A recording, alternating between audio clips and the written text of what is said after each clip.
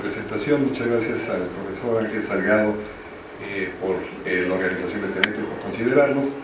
Y de acuerdo a lo que él nos comentó, a los intereses que podemos tener en común, ya que nos dedicamos tanto a docencia como a investigación, pues se trataría de compartir algunas consideraciones sobre los temas que estamos trabajando. La presentación que tengo es una visión como panorámica de los presupuestos de la historia intelectual y de la historia conceptual. Yo he estado trabajando un poco más en esta última con conceptos de temporalidad en el siglo XIX en la prensa mexicana, lo cual ahorita platicaré de qué se trata. La idea entonces sería ver cuáles son como que los intereses, los supuestos que pueden interesar a los historiadores en las distintas actividades que se tienen que asumir, tanto en la investigación como en la docencia. En ese sentido, me parece que la historia intelectual y la historia conceptual aportan algunas novedades fundamentales, interesantes. Representan un tipo de investigación que está muy cercana a la reflexión teórica, a la reflexión historiográfica contemporánea. Quizás es de las zonas donde más se advierte la vinculación directa con ella y por lo tanto pues también está vinculada con cuestiones que son de interés para todos los campos de actividad profesional del historiador, incluida por supuesto la docencia, porque parte de algunos supuestos epistémicos interesantes que bueno, ahorita vamos a ver de forma muy general. Me detendré en las que quizás podrían resultar más de interés común y luego pues ya podríamos retroalimentar un poquito. Finalmente, nada más presentaré un esbozo de la investigación que está en curso sobre conceptos de temporalidad en el siglo XIX. Y la historia intelectual es un campo muy en auge actualmente. Se realizan distintos congresos. Acaba de realizarse en la Ciudad de México el tercer Congreso de Historia Intelectual en América Latina, que aglutinó a un importante número de expositores, alrededor de 150, 170 de distintos países, simplemente como un indicador de los intereses que tienen. Es que el campo temático de la historia intelectual es bastante grande, abarca tanto la producción de lo que se entiende la figura del intelectual, como distintas articulaciones y trabajos de índole intelectual de distintos actores sociales, aunque no tengan propiamente el membrete de esta figura. Por lo cual se necesita quizás una clarificación, ¿verdad? Ustedes recuerdan este término, esta categoría, el intelectual, puesta en la escena pública por Émile Zola en finales del siglo XIX en Francia, el famoso caso de Dreyfus. Representa la intervención pública en un asunto de índole ético, moral, a favor de la defensa de un soldado, un teniente del ejército francés de origen judío, que estaba siendo tachado de ciertas cuestiones que no había cometido, y se notaba una alta carga de antisemitismo. Entonces, desde entonces el intelectual se asocia con esta figura que trasciende los compartimientos del orden social para expresarse públicamente sobre un asunto de interés general, pero con un posicionamiento ético específico.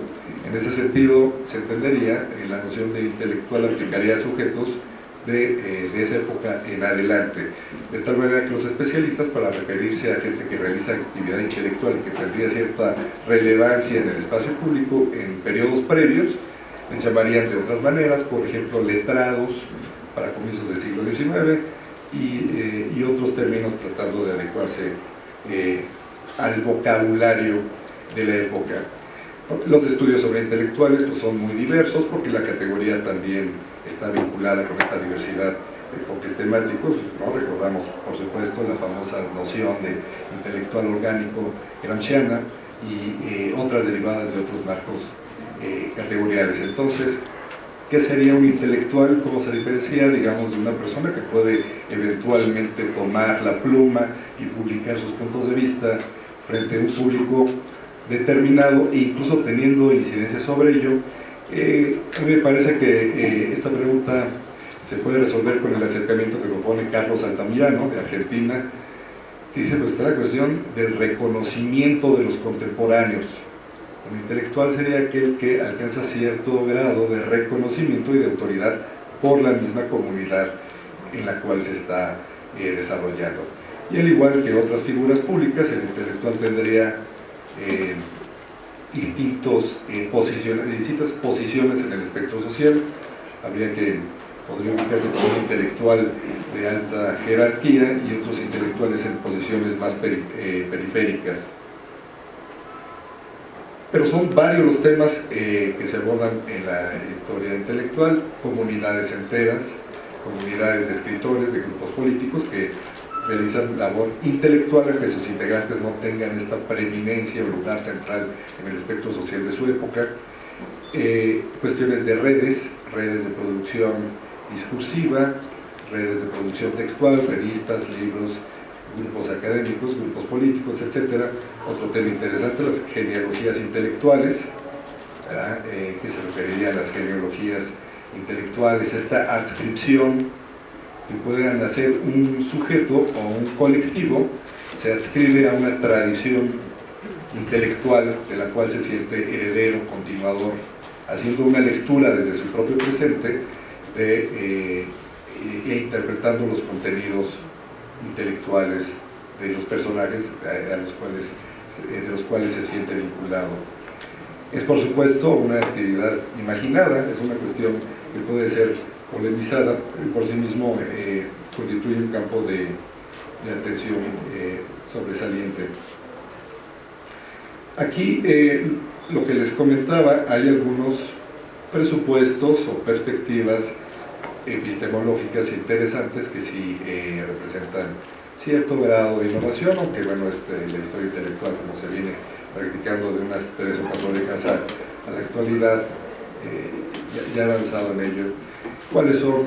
Y estas pues ya no sería pertinente decir a estas alturas originalidades, pero sí representan cierto índice de rompimiento, sobre todo en relación a las formas tradicionales de la historia de las ideas. La historia de las ideas partía tradicionalmente del supuesto de que había cierta trascendencia de las ideas no cambiaban. En la revisión de los textos se podía encontrar que la forma en la cual eran descritas, expresadas, enunciadas, se mantenía más o menos constante a lo largo de importantes periodos de tiempo. No sé, las nociones fundamentales del orden ético desde Aristóteles hasta la Edad Media, o incluso ya en la modernidad, o los presupuestos políticos de Hobbes, cualquier pensador que ustedes quieran, de Marx en adelante, se veía cierta continuidad. Vaya, entonces la idea trascendía. El presupuesto epistémico fundamental de este rompimiento, ustedes lo deben de tener a la vista, la famosa escuela de Cambridge con Foucault y Quentin Skinner, entre otras muchas aproximaciones. Tiene como meta principal historizar la enunciación de las ideas, de los discursos en el momento propio de su enunciación. Tienen una preocupación muy fuerte por el contexto. Entonces el supuesto es que, aunque en forma superficial la enunciación de la idea parece ser la misma en distintos periodos de tiempo, un análisis más acucioso del contexto nos hace ver que es un discurso completamente distinto, porque obedece a otra circunstancia histórica enunciada por otros sujetos que tienen determinados intereses, preocupaciones, le dan otro uso a ese mismo término.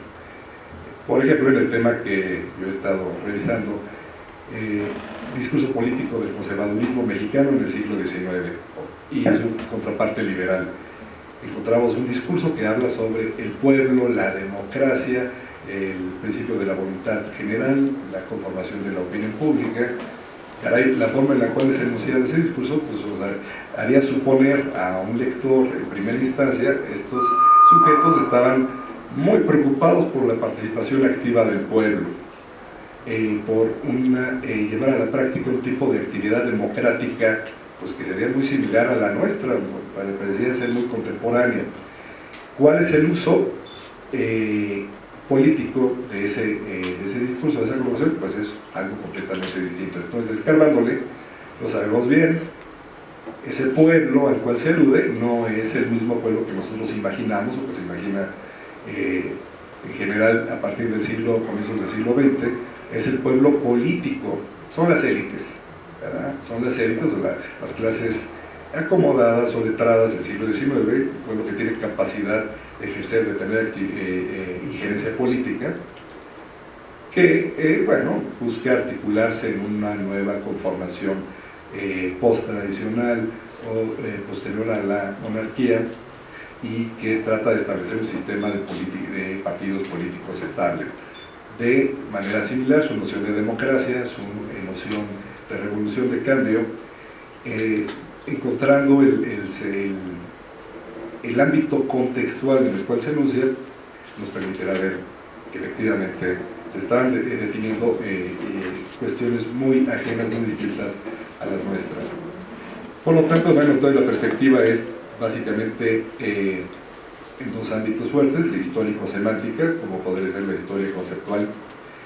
Es una propuesta histórico-semántica, una semántica histórica, asumir que no hay semánticas trascendentes que atraviesen distintas épocas y contextos de enunciación específicos, sino que el significado propio de cada concepto, de cada término, está basado en el contexto de enunciación y en las circunstancias de interacción que tienen los actores entre sí mismos, y complementada con una perspectiva histórico-pragmática, como sería la preponderante en la escuela de Cambridge, entender cuál es el sentido de la acción, qué es lo que se está haciendo, qué es lo que querían hacer los actores de la época al enunciar determinado discurso político.